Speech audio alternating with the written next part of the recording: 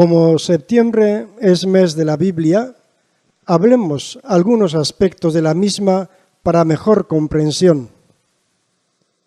Hablemos hoy en qué lengua fueron escritos los libros de la Biblia.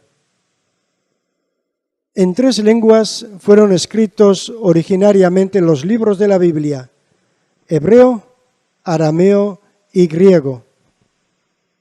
Los textos originales de sus autores están perdidos en su mayoría. Los que se conservan son copias de antiguos manuscritos, copias escritas a mano. El hebreo es una lengua semita que los israelitas encontraron al conquistar Palestina y que adoptaron con ligeras modificaciones. Es la lengua que habló el pueblo israelita la mayor parte de su historia bíblica. Se convirtió en lengua escrita y culta cuando la lengua del pueblo fue el arameo. Esta situación se prolonga hasta los tiempos de Jesús. Los escribas del Nuevo Testamento siguen designando como hebrea la lengua aramea del pueblo. El arameo, lengua de la región siro-arábiga, pasó a ser lengua internacional de la diplomacia y el comercio en el siglo VII a.C. Y en tiempos de Darío I, 521-485 a.C., fue utilizada para unificar las relaciones entre los diversos países que componían el imperio persa. El griego sustituyó al arameo como lengua oficial después de las conquistas de Alejandro Magno en el año 331 a.C. Pero el griego bíblico de los 70 y del Nuevo Testamento no es griego clásico.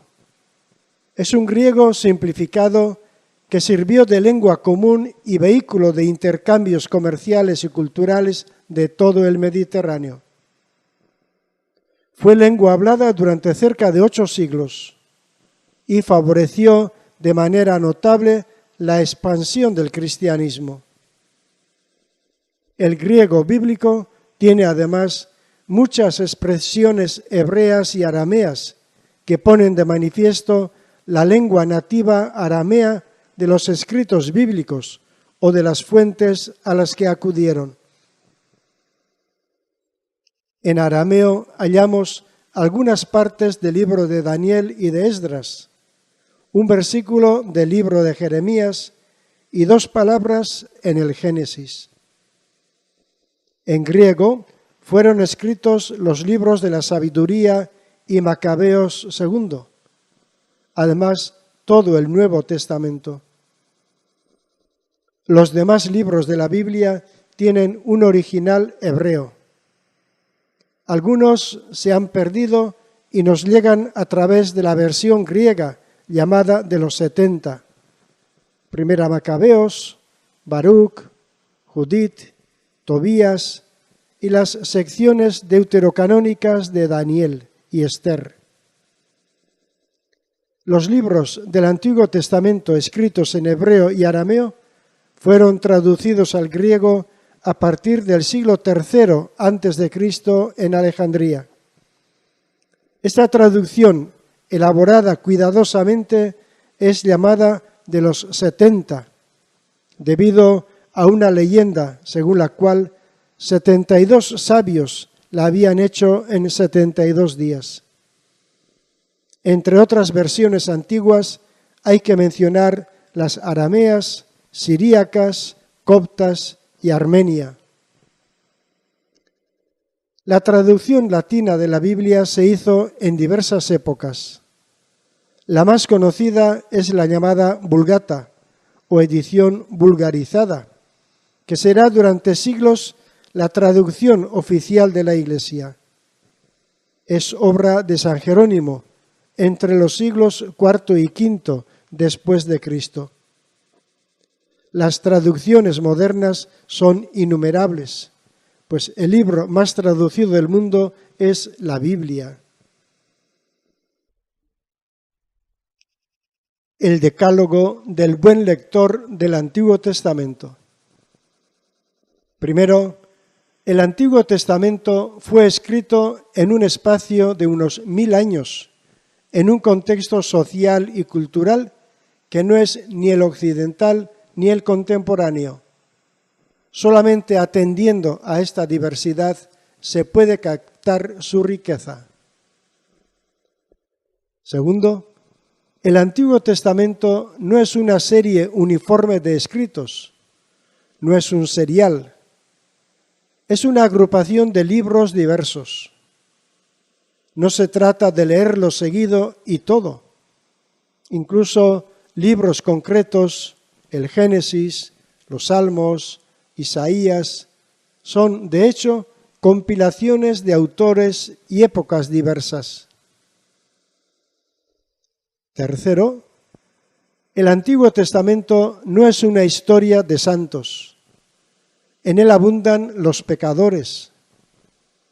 No es una historia ejemplar de un pueblo que participaba en gran parte de las costumbres de su época.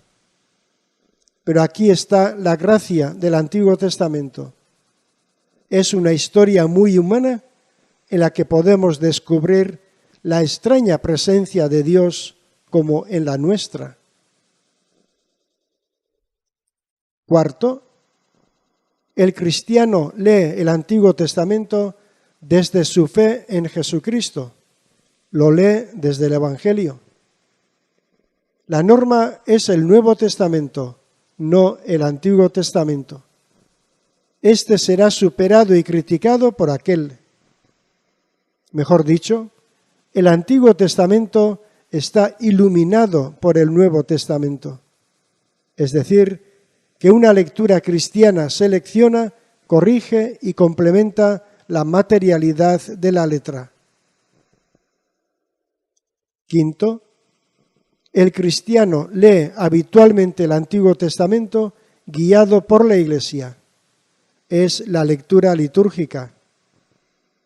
No porque el Antiguo Testamento sea peligroso, sino porque hacemos de él una lectura en relación con las celebraciones cristianas y en relación con el Nuevo Testamento. Sexto, pero hay unos libros especialmente valiosos, tanto por su calidad humano-literaria como por su contenido. Por ejemplo, el profeta Isaías, Jeremías, Ezequiel, el libro de Job, son ejemplos. Libros que merecen una lectura íntegra. Séptimo, un caso especial es el libro de los Salmos. No es tanto para leer como para rezar. La Iglesia ha utilizado desde siempre los Salmos en su plegaria. Es también una plegaria hecha con textos antiguos, pero releídos desde la perspectiva cristiana. Octavo, toda lectura cristiana del Antiguo Testamento necesita una previa asimilación de lo que los teólogos llaman historia de salvación, es decir, el hecho de una lenta, progresiva y adaptada manifestación de Dios, a quien nunca nadie ha visto a través de la historia del pueblo. Una historia que llega a su plenitud en Jesucristo. Noveno, toda lectura del Antiguo Testamento necesita de una buena traducción, y especialmente cuando se trata de leer individualmente uno de los libros, de un cierto conocimiento de la situación e intención del libro. Las introducciones que incluyen la mayoría de Biblias son habitualmente suficientes para dar este conocimiento. Y décimo, todo se podría resumir diciendo que es necesario leer el Antiguo Testamento como lo leyó o lo escuchó Jesús de Nazaret. Él asimiló lo mejor que hay en aquellos libros y su palabra está tejida de referencias, a menudo implícitas, al Antiguo Testamento. Por esto se puede decir que la mejor preparación para captar cuánto hay de bueno en el Antiguo Testamento es una buena y permanente lectura del Evangelio.